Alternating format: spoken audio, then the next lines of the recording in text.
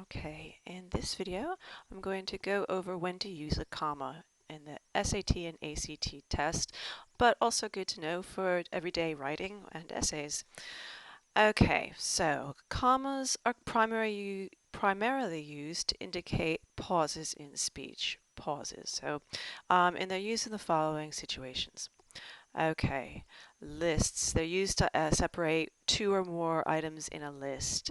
For example, he bought apples, comma, oranges, comma, pears, and bananas.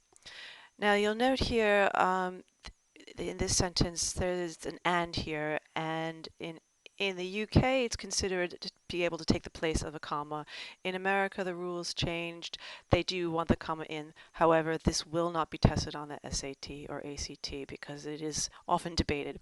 So we'll change that. He brought apples, oranges, pears, comma, and bananas. Okay, so if you've got a list of things of you need a comma to separate them out, just to keep things clear. Okay, so they're also used in between adjectives. Let's look. The girl was tall, comma, intelligent, and funny. Again, here's that and. You may or may not need the comma there. Okay.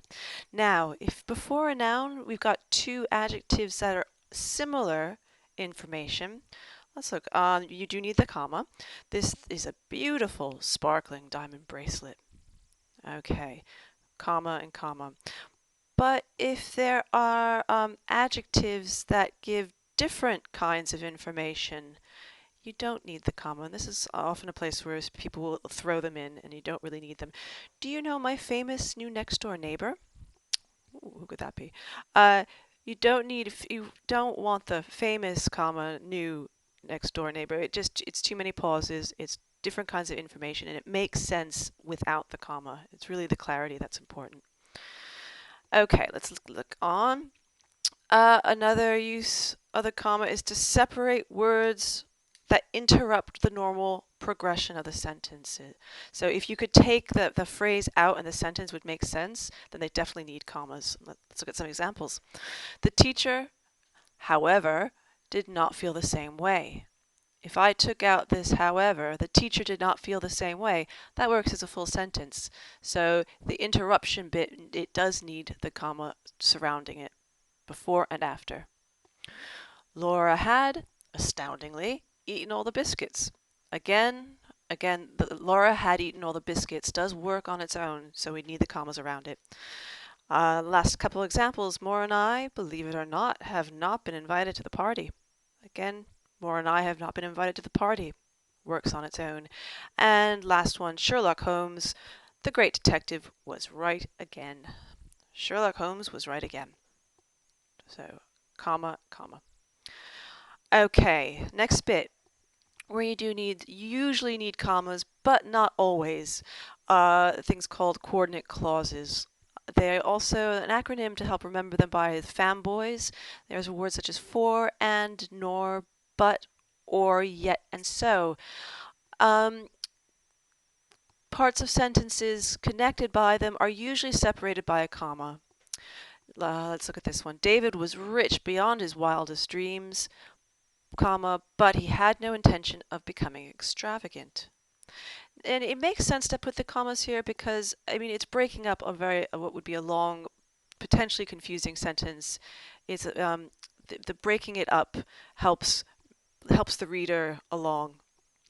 Now, like I said, you don't always need commas with these if they're short. The movie was short but sweet. You don't need a comma there. Too short.